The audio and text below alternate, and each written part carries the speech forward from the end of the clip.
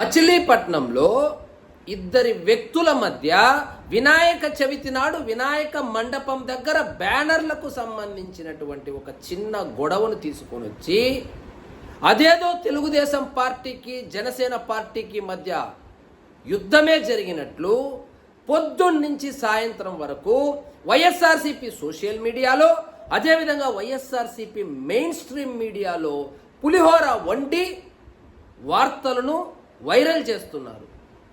దీనికి సంబంధించి మచిలీపట్నం పార్లమెంటు సభ్యులు జనసేన నాయకులైనటువంటి బాలశౌరి గారు తన ట్విట్టర్ వేదికగా స్పందించారు. ఈ గొడవ కేవలము ఆ ఇద్దరు వ్యక్తులకు సంబంధించినటువంటి వ్యక్తిగత గొడవే కానీ తెలుగుదేశం పార్టీకి కానీ జనసేన పార్టీకి కానీ ఎటువంటి సంబంధం లేదని చాలా క్లియర్గా చెప్పారు. ఇదే మొదటిసారి కాదు.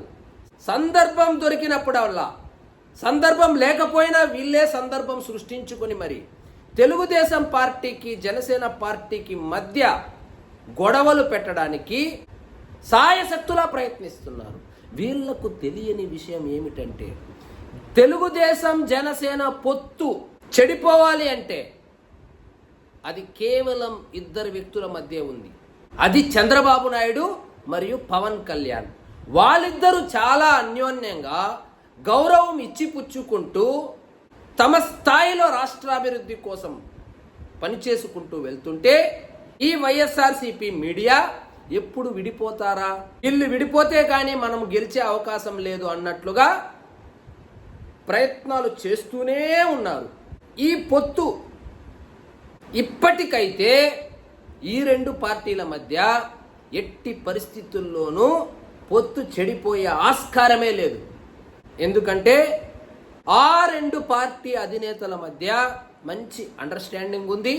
ఒకవేళ ఏదైనా నియోజకవర్గంలో నిజంగా జనసేన తెలుగుదేశం పార్టీల మధ్య నిజంగా గొడవ జరిగినా మీరు ప్రచురించినా ఆ న్యూస్ కనుక అధినేతల దృష్టికి వెళ్తే ఫేక్ న్యూస్ అనుకుంటారే తప్ప నిజం అనుకొని కనీసం స్పందించరు. ఇది ఎలా తయారైందంటే పులికథ, చిన్నప్పుడు మనం చదువుకున్నటువంటి పులికథను గుర్తు తెస్తుంది. ఇలాంటి ఫేక్ న్యూస్లు వండి వార్చడం వల్ల ఎప్పుడైనా నిజంగానే గొడవ జరిగినా కూడా రెండు పార్టీల కార్యకర్తలు కానీ ఆ రెండు పార్టీల అధినేతలు కానీ ఎట్టి పరిస్థితుల్లోనూ ఈ న్యూస్ని నమ్మే పరిస్థితి లేనట్టుగా చేజేతులారా వైఎస్ఆర్సీపీఏ చేసుకుంటుంది. ఇలాంటి ఫేక్ న్యూస్లు వండి వార్చడం వల్ల వైఎస్ఆర్సీపీకి నష్టమే కానీ కూటమికి వచ్చినటువంటి నష్టం కానీ కష్టం కానీ నాకైతే కనబడడం లేదు.